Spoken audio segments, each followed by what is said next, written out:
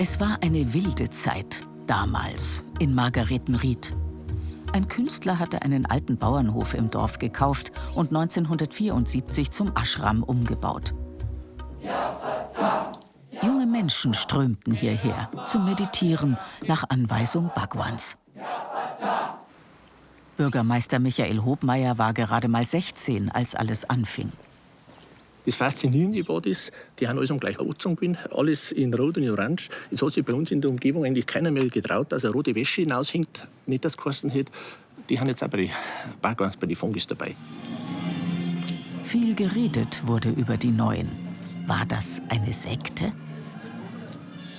Und so sah der indische Meister aus. Viel mehr wusste man damals nicht im Dorf. Es kamen immer mehr Anhänger, die meisten nur für ein paar Wochen, zu Seminaren, andere blieben Jahre. An manchen Wochenenden meditierten hier mehrere Tausend. Geschlafen wurde auf dem Boden, das Essen war rein vegetarisch. Einige brachten sogar ihre Kinder mit. Michael Hobmeier zeigt, wie einfach dort gelebt wurde. Das war schon eigentlich eine tolle Sache, wie man das sieht, wie das damals gewesen ist bei denen da drinnen. Die, was im Haupthaus drinnen, zum Beispiel im großen Ofen, haben sie ein Bett aufgebaut gehabt, im kleinen Ölofen, da haben sie gekocht gehabt. Und wenn man die Leute gesehen hat, lauter Hagere, da war kein Dicker dabei. Ein WDR-Team durfte 1981 hier drehen. Auch das wird hier Meditation genannt. Dieser morgendliche Muntermacher wurde im Islam schon seit fast 1000 Jahren praktiziert. Neu entdeckt vom Guru aus Pune für die kopflastigen Abendländer als Gruppenheilung.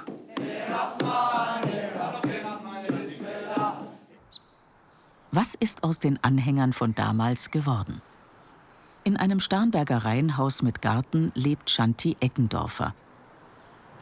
Sie war jahrzehntelang sogenannte Sannyasin, also Schülerin von Bhagwan, kennt Pune, Oregon und natürlich auch Margaretenried. Was hat sie damals daran fasziniert? Dass Menschen aller Nationen miteinander leben und miteinander eine Vision haben, das war für mich Nahrung. Das war für mich was Wunderbares. Und das war auch sowas wie so ein archetypischer Traum, den wir hatten zu der Zeit. Professor Martin Pappenheim, Experte für neue religiöse Bewegungen, schreibt gerade ein Buch darüber. Der Ashram zog nicht nur Hippies an. Waren Sie Manager oder sowas? Bin ich noch, nicht? Sind Sie noch? Ja. Was missfällt Ihnen denn da so, dass Sie aussteigen wollen? Es ist nicht ich steige ja nicht aus. Nicht? Ich gebe meinen Beruf nicht auf, sondern ich habe einfach festgestellt, dass ich mit mir, so wie ich bis dahin mit mir gelebt habe, nicht zurechtgekommen bin. Ich habe sehr in meiner Imageverpflichtung gelebt. Ich habe gewusst, dass das also innen irgendwie immer hohler wurde. Nicht? Immer nur nach außen gelebt. Ob das wohl auch richtig ist, wie die anderen das von mir erwarten. Nicht? Mittagessen im Innenhof. Was wie ein Happening wirkt, lief in Wirklichkeit nach straffen Zeitplänen ab. Und es gab eine strenge Hierarchie. Oft brachten die zahlenden Gäste ihre Ehepartner gleich mit zu den Kursen. Sie sind also auch noch berufstätig? Ja, ja. Was machen Sie? Ich bin Zahnärztin. Eine Zahnärztin, ein Manager, das ist ja ja, da kommt viel Geld zusammen. Und hier hat alles sehr einfach und Sie kommen damit klar? Wieso nicht? Oh, wir brauchen eben das Geld Wieso hierfür, nicht? ne? Wir benutzen das Geld. Apropos Geld, der Bürgermeister ist auf alte Unterlagen gestoßen. Der Ashram finanzierte sich selbst. In den 80er Jahren machte man Millionen Umsätze. Dazu kamen großzügige Spenden. Das ist eine Flugreise nach Indien. Da hast du ein Porphyria Reisecenter. Also die haben da mit Reisen auch noch gehandelt. Verdient wurde vor allem mit Kursangeboten. Eine sogenannte Primaltherapie kostete 1.120 D-Mark. Und wenn man das dann denkt, wenn 10 Leute da waren und haben den Kurs gehalten, dann haben die schon 11.000 Mark gehabt. Und wenn die so spartanisch gelebt haben, glaube ich, ist denen schon was überblieben. Die Praxis von Brigitte Veitz. Die Münchner Psychologin ist Ende der 90er Jahre nach Pune gereist, hat sich dort die Bhagwan-Bewegung angesehen. Ich denke, die Leute haben Spenden gegeben, die begeistert waren natürlich. Wo ein Geld ist, gibt es auch Ärger, das ist logisch. Und das ist das, was mir an solchen Bewegungen dann wieder nicht gefällt. Wo ich sage, inhaltlich gut, aber von der Konstruktion um einen Meister herum, so eine Kerngruppe, die dann ums Geld vielleicht streitet und um Macht und wer das Sagen hat, das macht es halt dann wieder bitter. Da kommt dann wieder ganz andere Energie rein. Das ist nicht frei und spirituell und fließend. Da geht es dann ums Geld und um wer Sagen hat, ja. Schon Anfang der 80er Jahre unterrichtete man in Margaretenried Tai Chi, eine heute weit verbreitete Geist-Körper-Übung aus China. Und was haben die Dorfbewohner zu ihren neuen Nachbarn gesagt? Na, was möchten Sie fragen? Hier im Nebenort gibt es doch einen Ashram mit lauter Leuten, die orange angezogen sind. Ja, ja. Was halten Sie Kommune. Ja, mein Gott, blöd, Hans. Die passt nicht einfach in unsere Gesellschaft. Das verhält sich nicht. Die sollen halt für sich leben und für sich ihre Ding machen und sollen nicht andere durch ihr Dings da stören.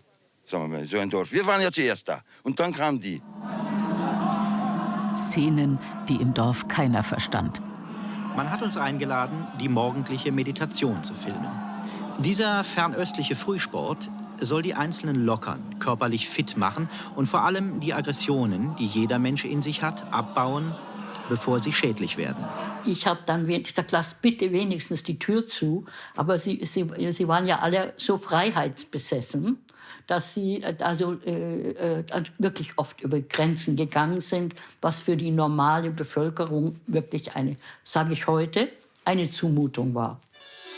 Shanti suchte nach innerer Tiefe. Aber was sie in Oregon erlebte, hatte damit wenig zu tun. Sie ging eigene Wege. Wieder bei Bürgermeister Michael Hobmeier. Wir zeigen ihm den WDR-Film. Was dürfen wir denn drehen und was dürfen wir denn hier nicht drehen? Ach, eigentlich dürft ihr alles drehen von mir aus. Es ist halt ein bisschen schwierig, wenn so ganz intime Szenen, also Szenen, wo Intimitäten zwischen Menschen nicht nur sexueller Art passieren. Das habe ich auch gesehen. Haben Sie auch gesehen? Habe ich auch gesehen, ja. Waren Sie da drin? Nein, da haben wir vom Fenster reingeschaut. Vom Fenster? Tag. Sie sind doch Nachbar von dem Ashram. Was halten Sie denn davon? Also die haben so nichts da und so. Kann man nichts Gutes und nichts Schlechtes sagen. Wenn ich den anrufe, der Kinder. Der Bürgermeister organisiert spontan ein Treffen mit den früheren Nachbarn. 2 Stunden später im Vereinsheim. Das ist Vitus Voigt, der damals als 16-Jähriger interviewt wurde. Alle in der Runde erinnern sich noch genau an die Bhagwans. Es waren junge Leute da, jede Menge. Das war für uns fremd und alles, was da zur Zeit fremd war, das war interessant. Und wir haben uns das schon rundherum genau angeschaut. Aber von daheim her hat es immer geheißen, gell, Buben, da geht's mir nicht rein. Da hast du jeden Tag die Frau mit einem anderen gesehen und einen anderen mit einer Frau gesehen. Also da war nie was gleich. Die haben halt eine Liebe gemacht und dann haben sie einen Kult drüber. Und dann bist du vorbeigegangen und haben sie wieder weitergemacht. Das war interessant, für uns war es interessant. Ja, überall, wie du gesagt hast, du bist von Margaretenried, oder jeder gewusst, wo das Dorf ist.